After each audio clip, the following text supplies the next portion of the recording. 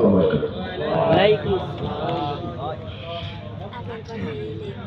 আপনাদেরকে অসন্তুষ্ট লাগে না করে সালামের জবাব যেভাবে পাইলাম মনে করলাম হুজুরের সঙ্গে দেখা হয় রাত্রিরে, সকালে, বিকালে, দুপুরে সালাম দিচ্ছে, সালামের দিলেও ভালো না নাকি? অসন্তুষ্ট আছেন কি? একটু হাত করেন তো। আলহামদুলিল্লাহ, সকলে বলে আলহামদুলিল্লাহ। আলোচনা শুনুন কোরআন হাদিসের আলোকে। আমি জিহাদি বক্তা না, জিহাদ করে আপনার এই গলা ফাটিয়ে রক্ত বাহির করার অভ্যাস আমার নাই। কোরআন হাদিসের আলোচনা স্থিরভাবে মনোযোগ সহকারে শ্রবণ করুন। আল্লাহ কবুল করুক সকল, আল্লাহুম্মা আমিন। নাহমাদুহু ওয়া নাস্তাঈনুহু ওয়া নাস্তাগফিরুহু ওয়া নাউযু বিল্লাহি মিন শুরুরি আনফুসিনা ওয়া মিন সাইয়্যাতি আমালিনা। من يهده الله فلا مضل له ومن يضلله فلا هادي له. ونشهد أن لا إله إلا الله وحده لا شريك له. ونشهد أن محمدا عبده ورسوله الذي أرسله بالحق بشيرا ونذيرا وداعيا إلى الله بإذنه وسراجا منيرا. فقد قال الله تعالى في كلامه المجيد والفرقانه الحميد: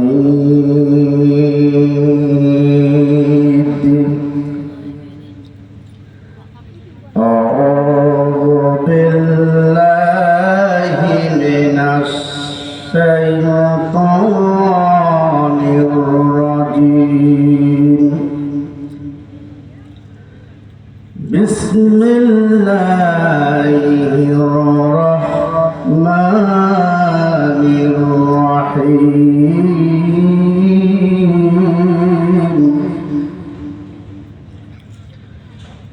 يا أيها الناس اعبدوا ربكم الذي خلقكم والذين من قبلكم لعلكم تتقون.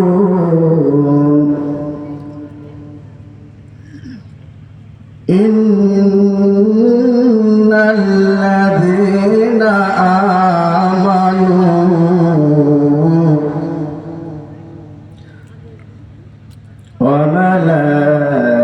وملائكته يصلون على النبي يا أيها الذين آمنوا صلوا عليه وسلموا تسليما. اللهم صل على سيدنا محمد وعلى سيدنا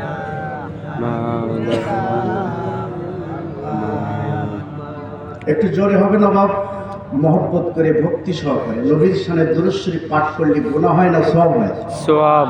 তাহলে একটু ভক্তি সহকারে মহব্বত করে পড়ুন। আল্লাহুম্মা সাল্লি আলা সাইয়্যিদিনা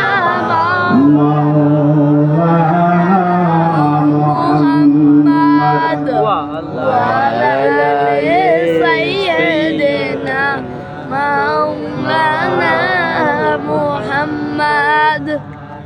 গুলশানের বুলবুলিরা গুলশানের বুলবুলিরা গাইছে শিরিন কালাম,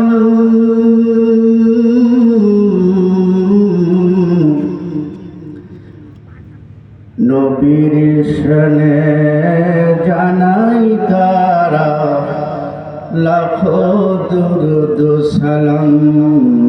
আল্লাহুম্মা সাল্লি আলা সাইয়্যিদিনা মাওলানা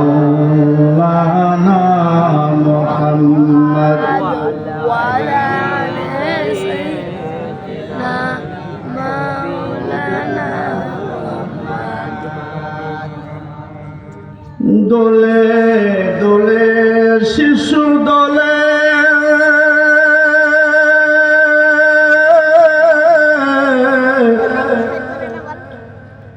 দোলে দোলে শিশু নবী দোলে, মায়ামিনার কোলে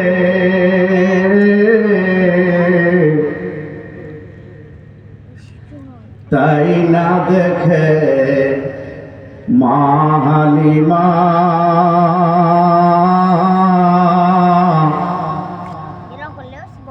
নাই যে কোলে তোলে।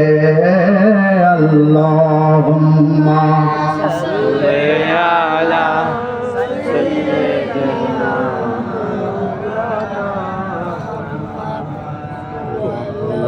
ওয়ালা আলি সাইয়্যিদিনা।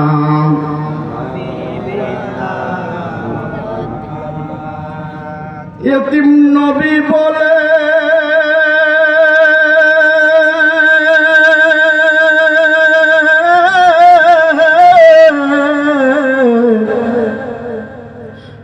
নবীর আব্বা নাই বলে, কেহ নাই নাই মা হালিমা ঘরে নিয়ে দোলনায় শোয়ায়।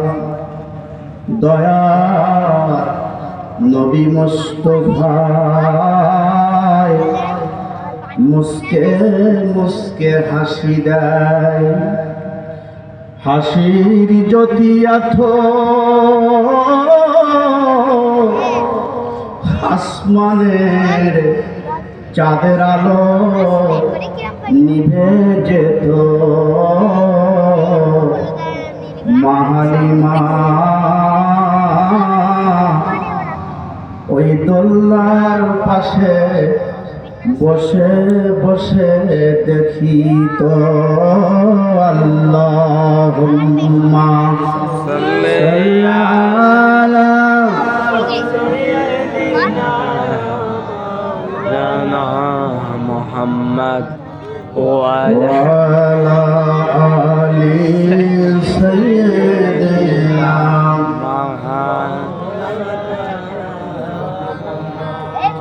সকলে পড়ি লা ইলাহা ইল্লাল্লাহ জুবান করে লা ইলাহা ইল্লাল্লাহ লা ইলাহা ইল্লাল্লাহ লা ইলাহা ইল্লাল্লাহ মুহাম্মাদুর রাসূলুল্লাহ।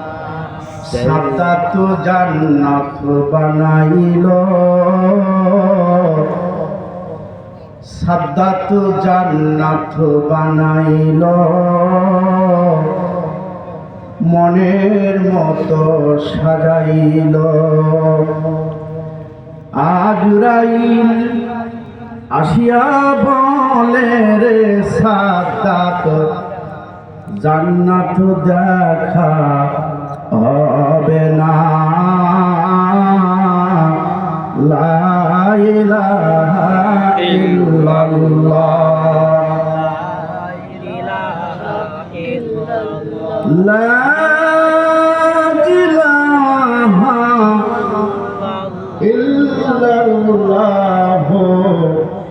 মুহাম্মাদুর রাসূলুল্লাহ।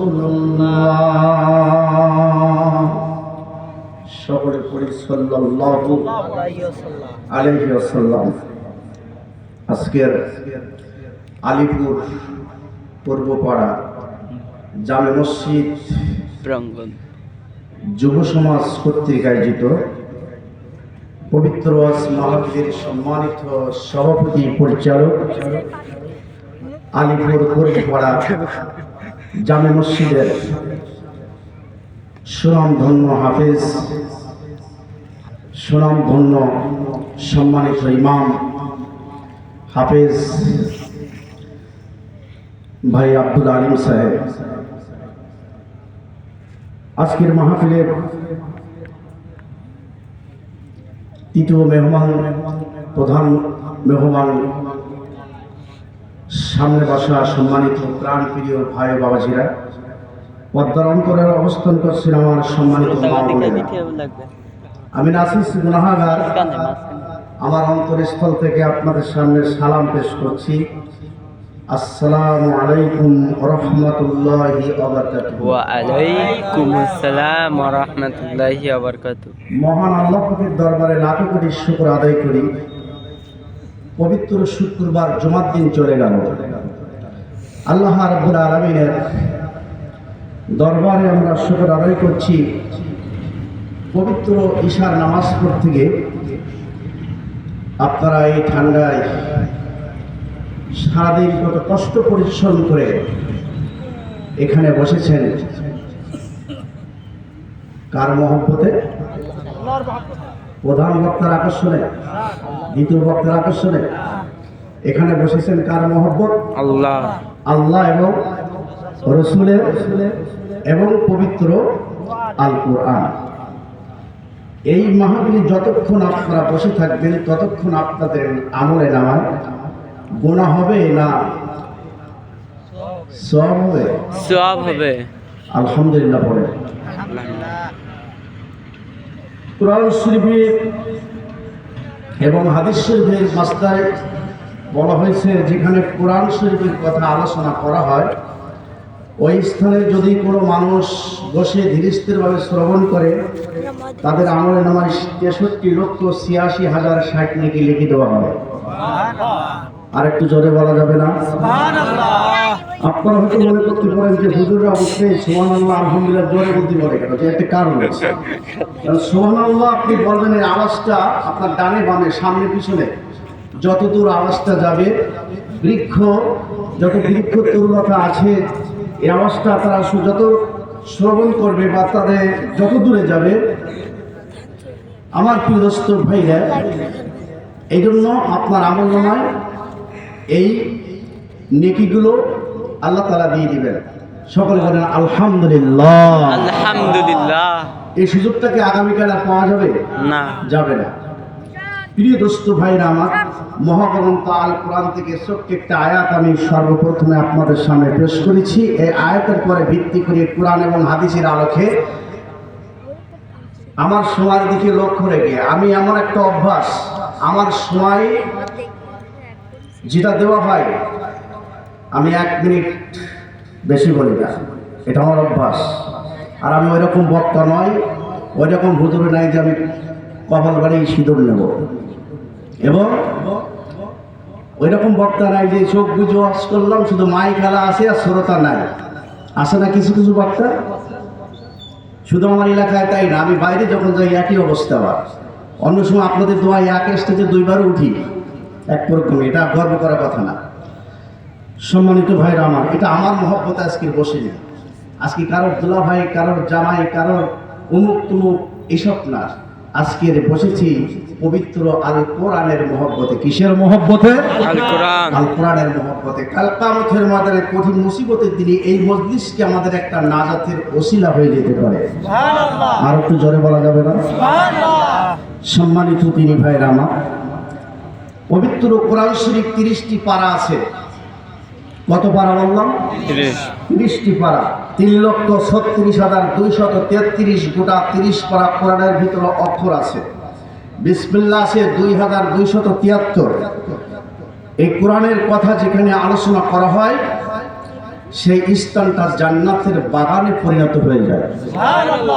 আজকের এখানে যে জমিগুলো যার আছে ওনাদের এই জমি নাই, এটা এখন জান্নাতের বাগান। কিসের বাগান? জান্নাতের বাগান। জোরে বলুন সুবহানাল্লাহ। সম্মানিত প্রিয় ভাইরা, বন্ধুরা আমার, এই কোরআন শরীফ শুনতে হবে, বুঝতে হবে। কারণ গোটা পৃথিবীতে যত মহা গ্রন্থ, কিতাব, বই, পুস্তক যত কিছু এসেছে, সবচেয়ে শ্রেষ্ঠ যে কিতাব, সবচেয়ে শ্রেষ্ঠ যেটা উদ্দেশ্য, সেটার নাম কি? আল কোরআন। এই কোরআনের পরে আর কিছু নাই। 104খানা কিতাব, তার ভিতরে শ্রেষ্ঠ কিতাব হলো পবিত্র আল কোরআন। জোরে বলুন সুবহানাল্লাহ। সম্মানিত ভাইরা, কোরআন শরীফ এমন একটা মধুর, এমন একটা কিতাব, এ যত বলা হবে তত আরো কি মধুর লাগবে, মধুর লাগবে। ঘন্টাকে ঘন্টাকে চলে যাবে, রাত কত হয়ে যাবে আপনার সেদিকে খেয়াল থাকবে না। এই কোরআন শরীফ এমন একটা মর্যাদা। জোরে বলুন আলহামদুলিল্লাহ। আজকে পাক আল্লাহ পাক হয়তো আমাদের এখানে ছোটখাটো মাজলিস আল্লাহ কবুল করো। মিজানুর রহমান আজহারী আজকে যশোর। আমি গত কয়েকদিন আগে প্রোগ্রাম ছিল আমার যশোর পাগলাদা। যশোর পাগলাদায় আমি মাহফিল করছি, কয়েকদিন আগে করে যাচ্ছি মানে। তো আজকে 3 তারিখ মিজানুর রহমান আজহারী ওখানে এসেছে। আল্লাহ পাক তাকে হায়াতে তৈবা দান করুক, সকল আল্লাহুম্মা আমিন। লক্ষ লক্ষ মানুষ ওখানে। প্রিয় দোস্ত ভাইরা আমার, বন্ধুরা আমার, আমি কথা বেশি ভূমিকা নেব না, যেহেতু আমার সময় দিকে লক্ষ্য রেখে কথা বলতে হবে। মেন কথার দিকে আমি যাচ্ছি। আমি যে আয়াত আপনাদের সামনে তেলাওয়াত করেছি, আয়াতের উপরে ভিত্তি করে আলোচনা। সম্মানিত ভাইরা আমার, যুগে যুগে যত নবী রসুল এসেছেন, যত নবী রসুল দুনিয়া এসেছেন, আল্লাহ রাব্বুল আলামিন তার হাবিব মুহাম্মদ রাসূলুল্লাহ সাল্লাল্লাহু আলাইহি সাল্লাম, তিনি হলেন সর্বশ্রেষ্ঠ। জোরে বলুন আলহামদুলিল্লাহ। আর আল্লাহ তাআলা বলছেন, দোস্ত আমি আপনাকে 2টা বিষয় দিয়ে পাঠাইছি, একটি হলো সুখবর দাতা, আর একটা হলো সতর্ককারী হিসাবে। আপনি সতর্ক করে দেবেন আর সুখবর দেবেন। সতর্ক করবেন কাদের? একথা আল্লাহ বলছেন নবীকে। সতর্ক করবেন কাদের? ভাই আমাদের আলিপুরি হয়তো নাই, অনেক জায়গায় আছে, তারা বলে আইসি দুনিয়া খাবো ধুনি। আল্লাহ মানে না, রসুল মানে না, কোরআন মানে না, হাদিস মানে না। ছেলে বাপকে মারে, স্ত্রী স্বামীকে মারে, আছে না? স্ত্রী স্বামীকে মারে, এমন স্ত্রী আছে না? নেই? আর আমাদের আলিপুরি নেই বলে সেদিন আপনারা বলতে পারছেন না, অনেক জায়গায় আছে। ভাই ভাইকে মারে, এরকম গন্ডগোল, ফিতনা, ফাসাদ চলে। আল্লাহ রাব্বুল আলামিন তার হাবিবকে বলছেন, আপনি তাদেরকে সতর্ক করেন, যা আল্লাহ তাআলা তাদের জন্য একটা জাহান্নামের জায়গা, একটা আযাবের জায়গা নির্ধারিত করে রেখেছেন। নাউজুবিল্লাহ। নাউজুবিল্লাহ। আল্লাহ রাব্বুল আলামিন বলেন, দোস্ত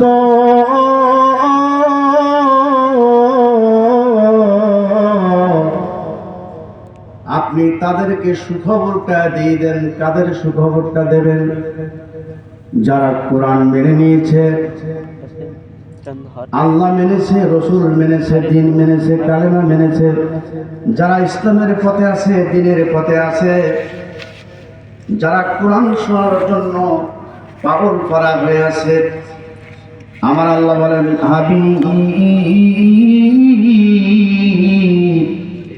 আপনি তাদেরকে সুখবরটা দিয়ে দেন।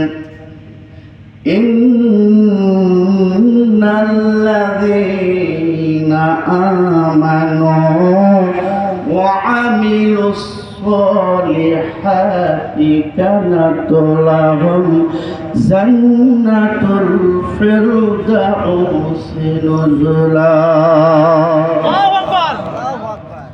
আমার আল্লাহ বলেন, দোস্ত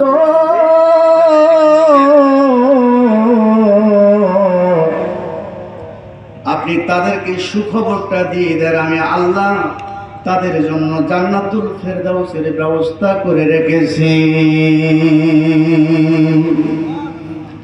আজকে আপনারা এখানে এসেছেন, আমার ভাইরা ভাসানের মহব্বতে আসেন নাই, প্রধান বক্তার মহব্বতে আসেন নাই, আমার ভাই আব্দুল আলিম হাফিজ সাহেবের মহব্বতে আসেন নাই।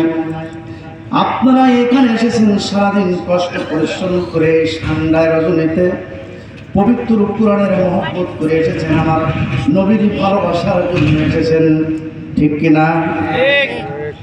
আমার দয়ার নবী মায়ার নবীর ভালোবাসা যদি অন্তরের ভিতরে থাকে, কেমন আল্লাহ রাব্বুল আলামিন সেইগুলো শুনে নেন। এখানে হাজী সাহেব আছেন অনেক,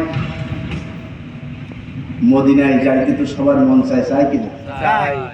মদিনায় যাইতে মন চায় না কার? একটু হাত তোলেন তো। আলহামদুলিল্লাহ, আল্লাহ কবুল করুক। তাহলে বোঝা গেল মদিনায় যাইতে আমাদের সকলের মন চাই। সবাই একটু হাত তুলে দেখাই দিই, নারাই আল্লাহ তুমি আমাদেরকে শোনার মদিনায় নবীর রওজায় যাবার তৌফিক দাও, সকলে বলে আল্লাহুম্মা। তাহলে মদিনায় যাবার মন আমাদের সবার। ওই মদিনায় যাইতে পারলাম না রে, মদিনায় যাইতে পারলাম না,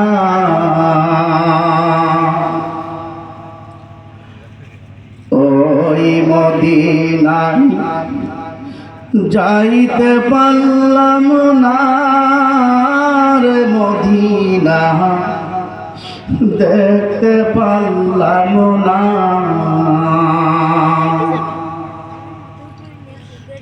মদিনার নাম কি কত সুন্দর,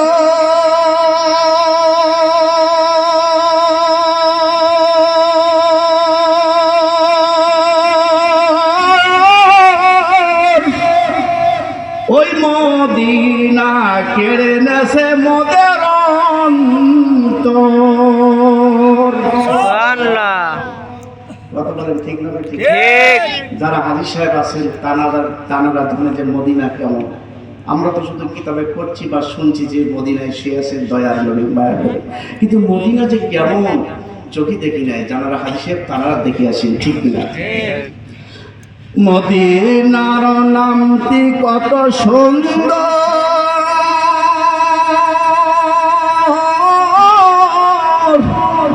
ওই মদিনা কেড়েছে রে মোদের অন্তর,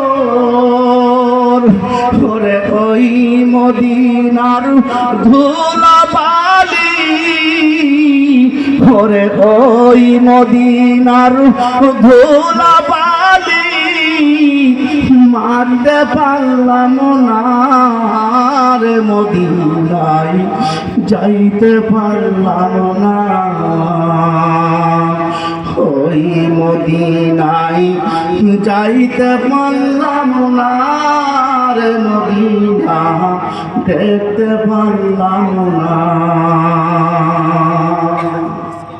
আল্লাহ পাক আমাদেরকে ওই মদিনায় যাওয়ার তৌফিক দান করুক, সকলে বলে আল্লাহুম্মা আমিন।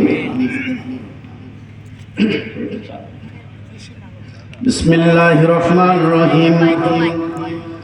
وعن ابي هريره رضي الله تعالى عنه قال قال رسول الله صلى الله عليه وسلم لا تدخلون الجنه حتى تؤمنوا ولا تؤمنوا حتى تحبوا ولا ادلكم على شيء اذا فعلتم تحاببتم سلام بينكم رواه مسلم.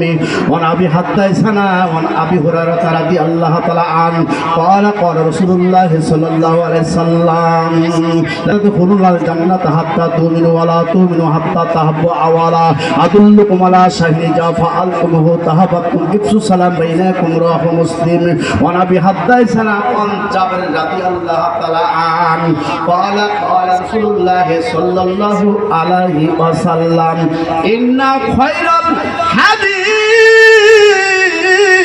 وخير الهدي محمد صلى الله عليه وسلم.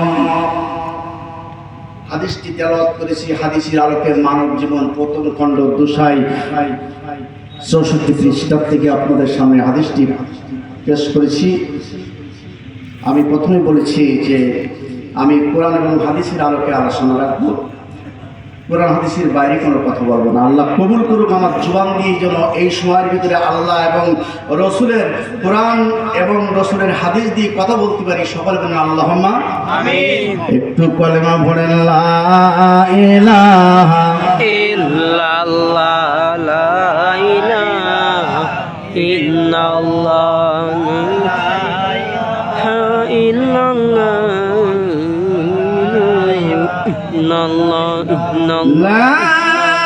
ইলাহা ইল্লাল্লাহ মুহাম্মাদুর রাসূলুল্লাহ। সকলে পড়ি সাল্লাল্লাহু আলাইহি সাল্লাম। আমার ভাই হযরত আয়েশা সিদ্দিকা রাদিয়াল্লাহু তাআলা আনহা হইতে হাদিসটি বর্ণিত। নবীজির স্ত্রী হযরত আয়েশা বলেন, ইয়া রাসূলুল্লাহ, হাবিবাল্লাহ, কি জামার পয়গম্বর, আপনার কাছে আমার 3টি প্রশ্ন আছে, 3টি প্রশ্নের জবাব আপনি একটু আমাকে দিয়ে দেবেন। নবী বললেন, নবী আয়েশা, কি প্রশ্ন তুমি আমার সঙ্গে করিবে? আমার প্রিয় বন্ধুগণ, বিশ্ব নবী বললেন, কি প্রশ্ন করিবে? হযরত আয়েশা বলেন, হুজুর, মানুষ যখন দুনিয়ার থেকে চির বিদায় হয়ে যায়, শেষ নিঃশ্বাস খানা যখন ত্যাগ হয়ে যায়, ও আল্লাহর নবী, ওই মুদ্দারকে, ওই ব্যক্তিকে যখন গোসল করাইয়া, জানাজার নামাজটা পড়াইয়া, যখন কাফনের কাপড়টা পরাইয়া কবরের ভিতরে রাখা হয়, ওই ব্যক্তির কবরের ভিতরে কেমন ভাবে থাকে, কি অবস্থা হয়? নবী বললেন, আয়েশা, 2 নম্বর প্রশ্ন কি? আমার নবীর বিবি হযরত আয়েশা বলেন, হুজুর, 2 নম্বর প্রশ্ন হলো, কবর থেকে ওই মানুষটা যখন হাসরের ময়দানে উঠবে, কেমন অবস্থায় উঠবে, কিভাবে উঠবে? বন্ধুরা আমার, নবী বললেন, ও বিবি আয়েশা, তোমার 3 নম্বর প্রশ্ন কি? হযরত আয়েশা সিদ্দিকা রাদিয়াল্লাহু তাআলা আনহা বলেন, ইয়া রাসূলুল্লাহ, ইয়া হাবিবাল্লাহ, হাসরের ময়দানে যখন মানুষগুলো উঠবে, ওই মানুষের কেমন অবস্থা হবে, কেমন ভাবে তাদের হাসর হবে? কটা প্রশ্ন হযরত আয়েশা নবীর কাছে করলেন? 3টা প্রশ্ন করলেন। প্রথম প্রশ্ন হলো, মানুষ মারা যাওয়ার পরে কবরে যখন রাখা হয় কিভাবে থাকে, আর কবর থেকে যখন মানুষ হাসরের ময়দানে উঠবে কেমন অবস্থায় উঠবে, আর হাসরের ময়দানে মানুষগুলো কেমন ভাবে তাদের হাসর হবে। ভাইয়েরা আমার, অনেকে বলেছেন হুজুর, অনেক আলেম এসেছেন, অনেক জিহাদি অনেক কিছু আলোচনা করে গেছেন, কিন্তু আপনার কাছে একটা দাবি। আমি বললাম, কি দাবি? এই আসার সময় বলে, হুজুর, আপনার কাছে আমাদের একটু দাবি হলো যে মা বোনদের একটু ওয়াজ করবে, কারণ মা বোনেরা বাইরে যেতে পারে না, তারা এলাকায় একটু সুযোগ হয়েছে, মা বোনদের কথা একটু আলোচনা করবে। আমার ভাইজান, মা বোনদের ওয়াজ করে কি কোনো ফায়দা, কোনো পরিবর্তন এই পর্যন্ত কোনো ব্যক্তিকে করতে পেরেছে? আপনি স্বামী স্ত্রী বসবাস করছেন, ধরেন 30 বছর বা 40 বছর আপনার স্ত্রীকে নিয়ে। এখন এই 30 বছর 40 বছরের ভিতরে আপনার স্ত্রীকে আপনি কন্ট্রোলে আনতে পারেন নাই বা কন্ট্রোল করতে পারেন নাই। আপনি বলেছেন বাই, ও যাই ডানি। আপনি বলছেন 80, ও বলছে 82। আসেন আমার স্ত্রী। এখন এই 30-40 বছর ঘর সংসার করে ওঠা বসা করে আপনি তার কন্ট্রোল করতে পারেনি, আর আমি ভাষা নিয়ে 1 ঘন্টা আলোচনা করে আপনার স্ত্রীকে কি কন্ট্রোলে আনা যাবে, পরিবর্তন করা যাবে? সম্ভব না। তারপরও আমার কাছে দাবি রেখেছে, আমি মা বোনদের সম্পর্কে আলোচনা করবো ইনশাআল্লাহ, টাচ নিয়ে অনেক মা বোনেরাও দাবি করেছেন। আমার প্রিয় দোস্ত ভাইরা, বন্ধুবান, নবীজির কাছে প্রশ্ন করেছেন কয়টা? ভাই সাহেব, নবীজি বললেন, ও আয়েশা, প্রথম নাম্বার প্রশ্ন হলো, তুমি আর মানুষ মারা যাওয়ার পরে কবরে রাখা হয় কি অবস্থা হবে? 2 নম্বর প্রশ্ন, কবর থেকে হাসরের ময়দানে কিভাবে উঠবে আর হাসরের ময়দানে মানুষের কেমন করে হাসর হবে। 3টা প্রশ্ন। আমার নবীজি হযরতে আয়েশার মুখের দিকে তাকায়া তিনি নীরব ভূমিকা পালন করছে, কোনো কথা বলে না। হযরতে আয়েশা বলে, হুজুর আপনি কোনো কথা বলেন না কেন, কোনো জবাব আপনি দেন না কেন? বন্ধুগণ, আমার নবীজি কি জবাব দেবে এইটা উত্তর তিনি খুঁজে পাচ্ছে না। আল্লাহ বলেন, জিবরাইল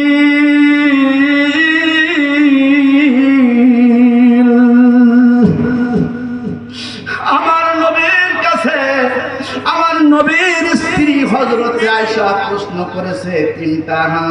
যাও না যাও, আমার নবীর কাছে তুমি চলে যাও, সমস্ত বিবরণগুলো তুমি বর্ণনা করে দিয়েছো। আল্লাহর কথা মতো বাবা হযরতে জিবরিল আমিন আমার দয়ার নবী মায়ার নবীর কাছে হাজির হয়ে গেলেন। সালাম বিনিময় করা হলো, আসসালামু আলাইকুম ইয়া রাসূলুল্লাহ, হাবিবাল্লাহ, আপনার বিবি হযরতে আয়েশা আপনার কাছে প্রশ্ন করেছেন মানুষ মারা যাওয়ার পরে কি অবস্থা হয়। হুজুর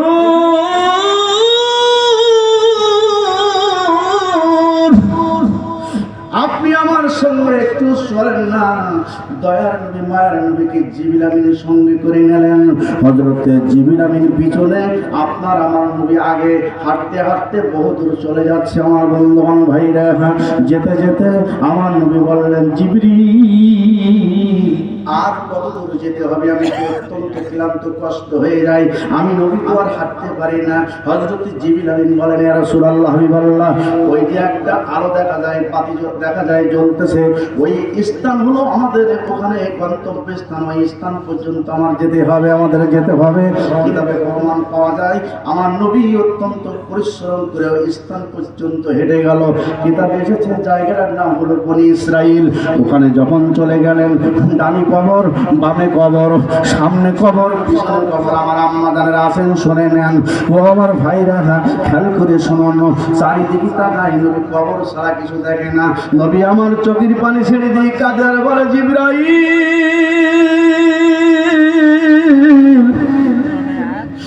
এমন একটা জায়গায় তুমি আমাকে নিয়ে এসেছো, আমি নবী যেদিকে তাকাই কবর ছাড়া কিছু দেখি না।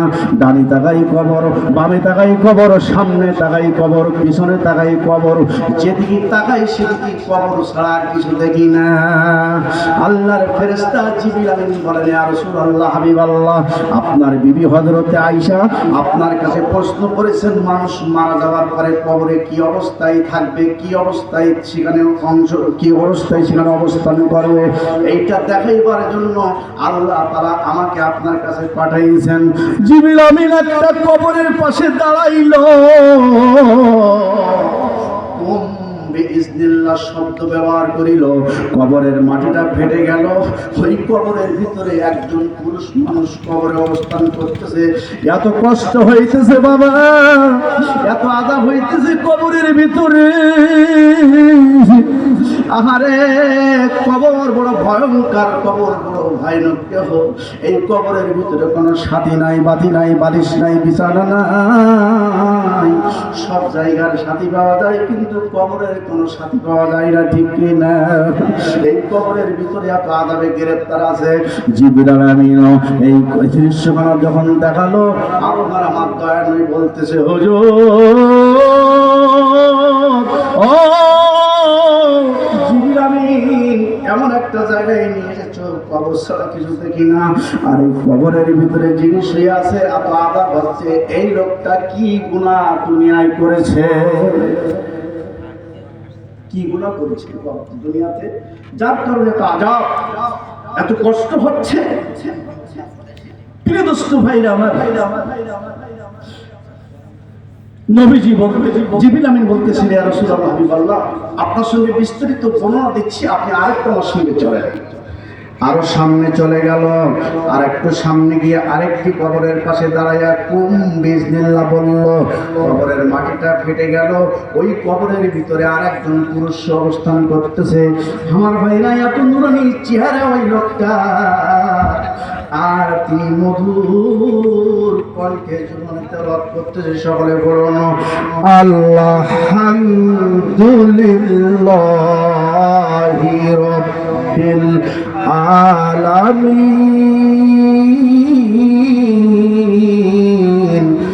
লা ইলাহা ইল্লাল্লাহু মুহাম্মাদুর রাসূলুল্লাহ। সকলে বলি সাল্লাল্লাহু আলাইহি ওয়াসাল্লাম। নবী বলেন জিবরাইল, এই লোকটা কবরের ভিতরে এত শান্তি কি আছে? দুনিয়ায় কি ভালো কাজ করেছে, কি নেকির কাজ করেছে যার কারণে কবরে এত শান্তিতে আছে? নূরানি চেহারা আল্লাহ তাআলা তারা দান করেছে। হযরতে জিবরিল আমিন বলেন, ইয়া রাসূলুল্লাহ, হাবিবাল্লাহ, আপনি আমার সঙ্গে আর একটু সামনের দিকে চলেন। আমার আম্মা জানেরা শুনে নেন। আর একটু সামনে অগ্রসর হলো, ওইখানে একটা কবরের পাশে কি কুম বিজনিল্লাহ বলল, ওই কবরের ভিতরে একজন মহিলা শুয়ে আছে। ওই মহিলার এত আযাব হচ্ছে, এত কষ্ট হচ্ছে। আমার ভাইরা, জিবরিল আমিন তার দিকে আমার নবী বললেন, এ জিবরিল ভাই, এই মহিলা এত কষ্ট হচ্ছে, এত আযাব হচ্ছে, কোন কারণে জানতে চাই। কোরআন শরীফে সুন্দর করে আয়াত এসেছেন, সকলে আমার সঙ্গে তেলাওয়াত করেন। বিসমিল্লাহির রহমানির রহিম।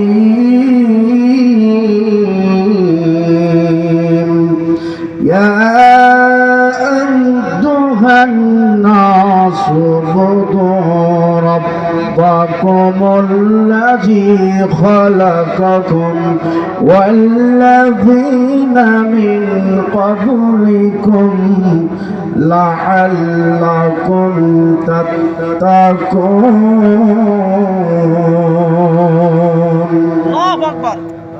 তোমরা ওই আল্লাহর ইবাদত করো যে আল্লাহ তোমাদের সৃষ্টি করেছেন। ইয়া রাসূলুল্লাহ, হাবিবাল্লাহ, এই লোকটা আল্লাহ রাব্বুল আলামিনের ইবাদত করেছে, বন্দেগী করেছে।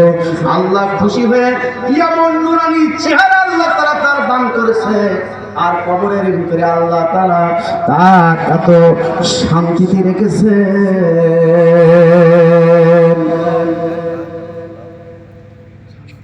জিবরিল আমিন বলেন, হুজুর আরেকটা সামনের দিকে চলেন। আরেকটু সামনে গেল, আরেকটি কবরের পাশে দাঁড়িয়ে বললেন, কোন বিসমিল্লাহ। ওই কবরের মাটিটা ফেটে গেল। আরেকজন মহিলায় কবরে শুয়ে আছে, এত আযাব হচ্ছে, এত কষ্ট হচ্ছে, শরীরে 99টি সাপ দংশন করিতেছে ওই মহিলা।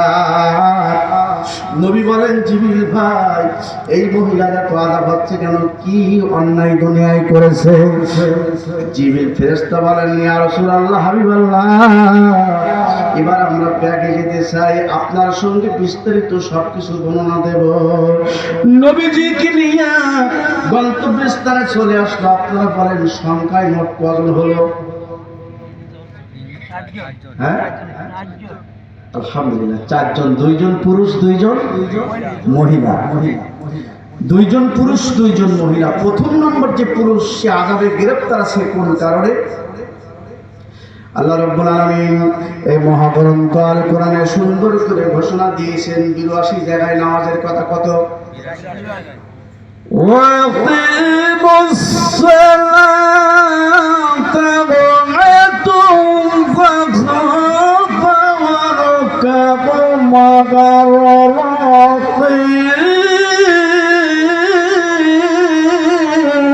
আল্লাহু আকবার।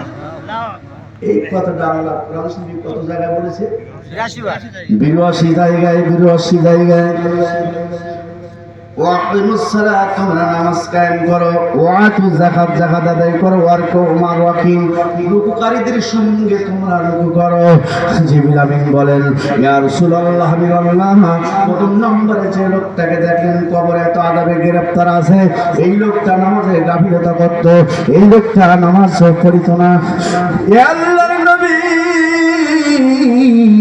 এই কারণে আল্লাহ রাব্বুল রাব্বুল আলামিন তার কবরে এত আযাবে গ্রেফতার করে রেখেছে, কিয়ামত পর্যন্ত আল্লাহ তার কবরের ভিতরে আযাবে এমনি গ্রেফতার করে রাখবে। নবী বললেন 2 নম্বর যিনি আলহামদুলিল্লাহি রাব্বিল আলামিন, যিনি কলেমা পড়ছে লা ইলাহা ইল্লাল্লাহু মুহাম্মাদুর রাসূলুল্লাহ সাল্লাল্লাহু আলাইহি সাল্লাম, এই কালেমা যিনি পড়তেছেন উনি কি আমল করেছেন যার কারণে এত সুন্দর আয়েশা রামে আল্লাহ কবরে রেখেছেন। জিবরিল আমিন বলেন, ইয়া রাসূলুল্লাহ, ইয়া হাবিবাল্লাহ, কি জামানার পয়গম্বর গো, ওই লোকটা ঈমান এনেছে, ওই লোকটা বিশ্বাস করেছে, ওই লোকটা নামাজ কায়েম করেছে, ঈমান নিয়ে কবরে গেছে। আল্লাহ তারা খুশি হইয়া সন্তুষ্ট হইয়া আমার আল্লাহ ওই লোকটার কবরের ভিতরে জান্নাতের বিছানা বিছাইয়া দেছে। এত শান্তিতে লোকটা অবস্থান করিতেছে, কিয়ামত পর্যন্ত আল্লাহ তার এভাবে শান্তিতে রাখবেন। জোরে বলুন সুবহানাল্লাহ। আল্লাহর নবী বলেন, ও জিবরিল, 3 নম্বর যে মহিলা তো আযাব হচ্ছে, কষ্ট হচ্ছে, ওই মহিলা দুনিয়ায় কি গুনাহ করেছে যার কারণে তো আযাব হচ্ছে? জিবরিল আমিন বলেন, ইয়া আল্লাহর নবী, ওই মহিলা দুনিয়ায় জীবন যাপন করেছে বেপরদা অবস্থায়। বেপরদা মহিলা আলিপুরি তো নাই, আছে না? এখানে নাই। আম্মা জানেরা শোনেন, কবরে এত আযাব কেন হচ্ছে? জিবরিল আমিন আমার নবীর সঙ্গে বর্ণনা করতেছেন, ইয়া রাসূলুল্লাহ, ইয়া হাবিবাল্লাহ, আখিরি জামানার নবী গো, ওই মহিলা যখন দুনিয়ায় চলিত, রাস্তাঘাটে শহরে বন্দরে এমন ভাবে চলিত, আর এমন ভাবে শাড়িটা কুচাইয়ে কুচাইয়ে পরিত, রাস্তা দিয়ে কোমর দোলায়া মাথা দোলায় হাঁটিত হাঁটিত, আর পিছন দিকে আবার ফিরি ফিরি তাকাইয়া তাকাইয়া দেখতো কোনো খদ্দের লাগিস কিনা। রাগ করছেন নাকি? মহিলা আছে নাকি এখানে? আমার নবীর সঙ্গে